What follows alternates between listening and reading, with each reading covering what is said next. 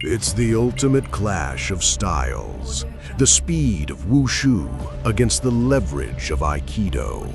On one side, Jet Li, the prodigy who moves faster than the camera can track. On the other, Steven Seagal, the immovable force who breaks wrists with a stare. Can kinetic energy overwhelm sheer mass? Does the dragon's agility beat the Aikido master's joint locks? Two Hollywood titans, one definitive answer. The simulation starts now. Before he was a movie star, Jet Li was a national treasure.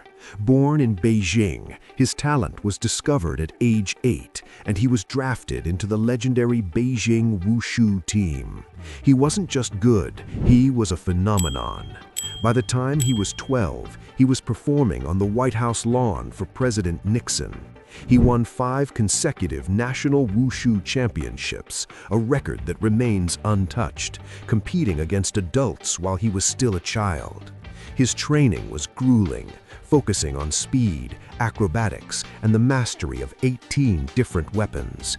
Jet Li represents the pinnacle of modern wushu, a style that demands perfection in form and explosive athleticism.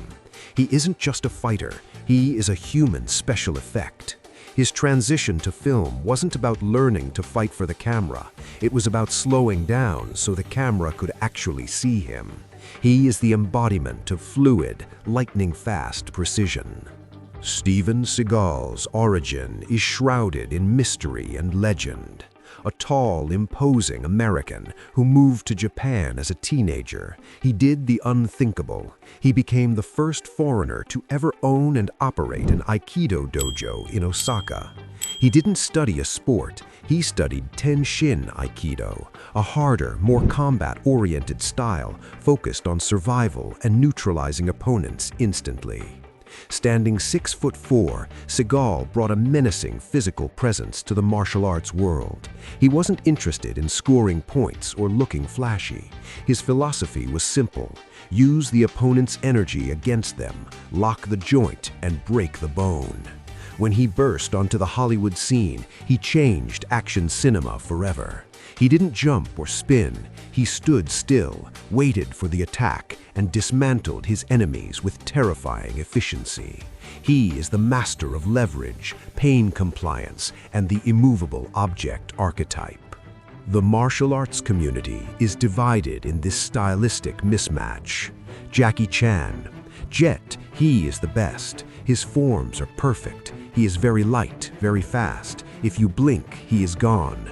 But Steven is very big. He has very strong hands. In a movie, we can choreograph anything, but in a real fight, Jet must not let Steven grab him. If Steven grabs your wrist, the fight changes. It becomes his world. But if Jet stays away and uses his legs, Steven is in trouble. Joe Rogan. This is a classic speed versus size debate. Seagal is a legitimate Aikido master, specifically in the world of wrist locks and throws. He understands leverage better than almost anyone.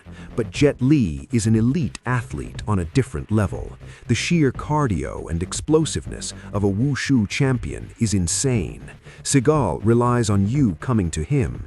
Jet Li doesn't have to play that game. He can dart in, strike, and be out before Seagal even shifts his weight. Chuck Norris. I've known both men for a long time. Seagal is a technician of pain. He controls the center line and waits for you to make a mistake. Jet Li creates the mistake. He overwhelms you with volume. If this stays at a distance, Jet picks him apart. If it goes to the clinch, Seagal has the advantage. It's a chess match between a bishop and a rook.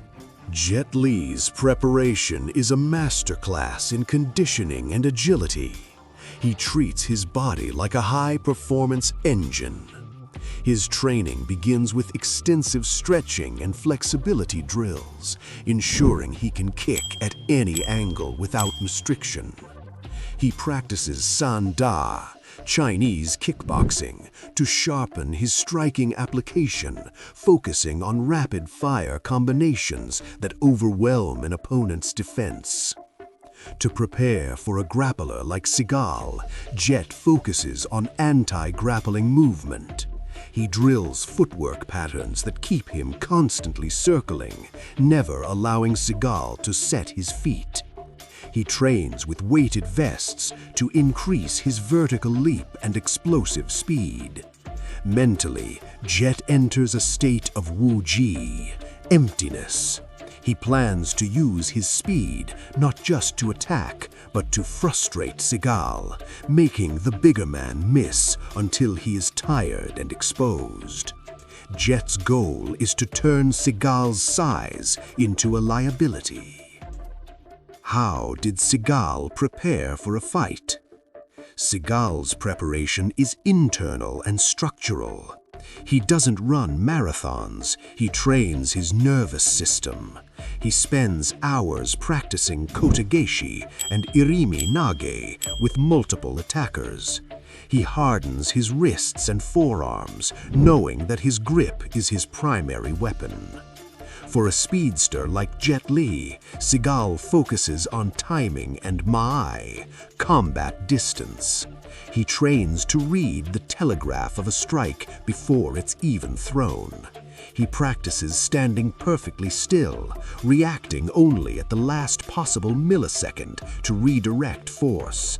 He meditates to lower his heart rate, becoming a calm eye in the center of the storm. His strategy is patience. He knows he only needs to catch Jet Li once. He visualizes the intercept, the grab, and the snap. Analysis.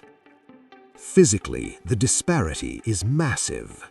Steven Seagal stands 6'4" and weighs well over 220 pounds. Jet Li is 5'6" and fights at a lean 145 pounds. Seagal has the reach, the weight, and the strength advantage. If he gets his hands on Jet, the fight is over. His Aikido is designed to neutralize aggression instantly.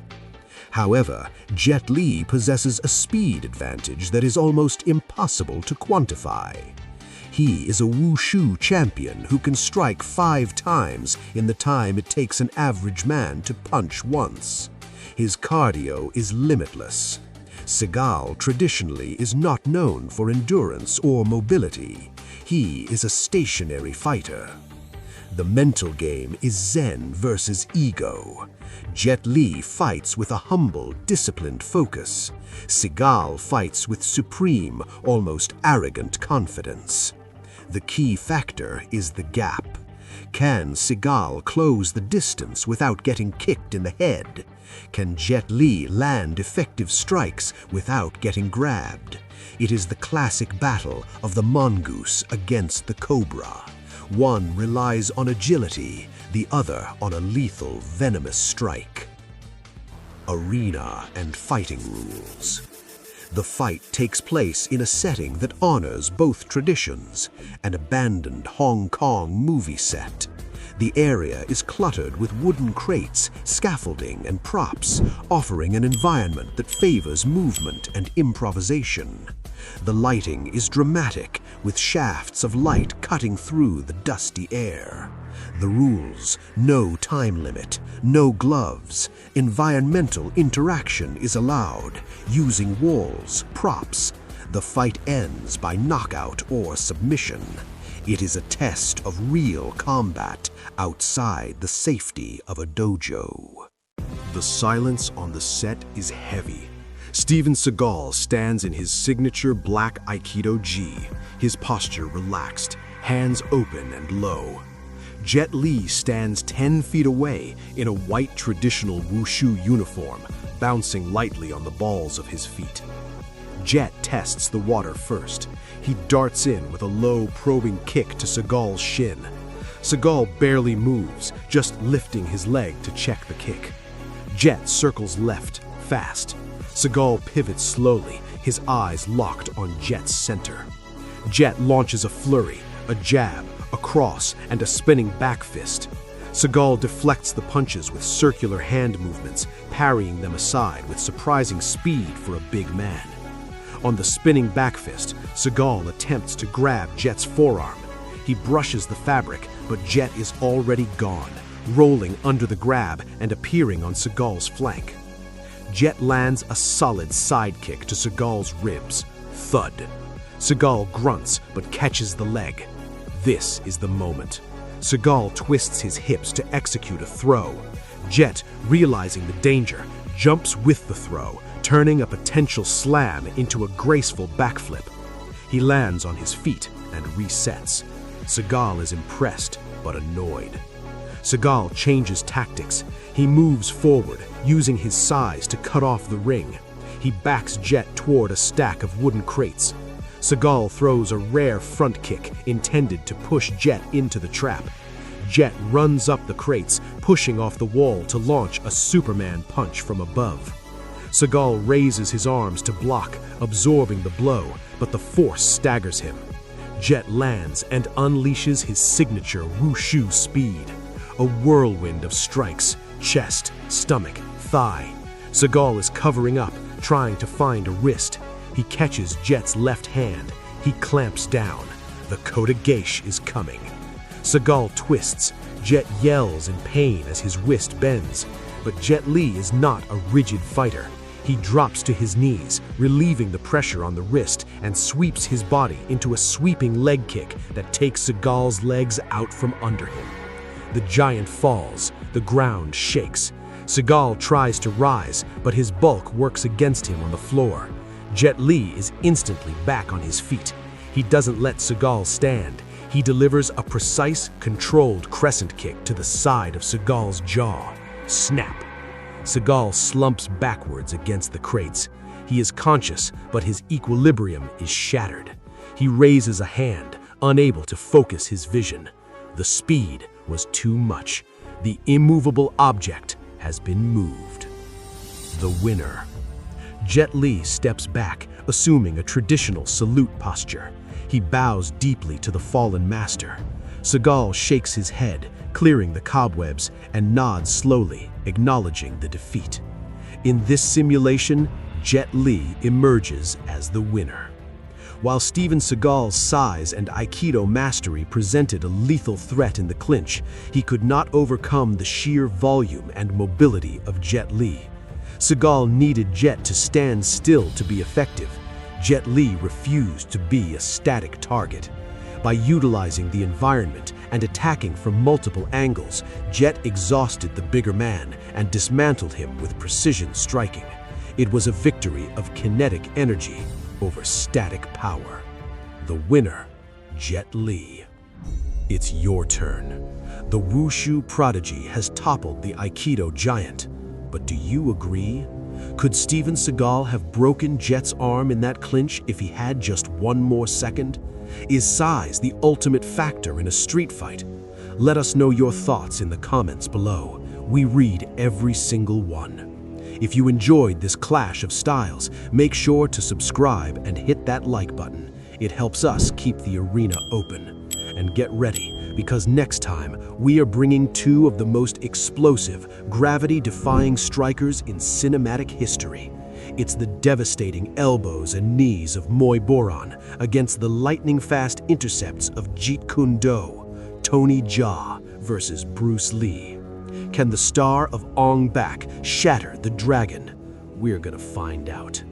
The choice is yours. Stay legendary.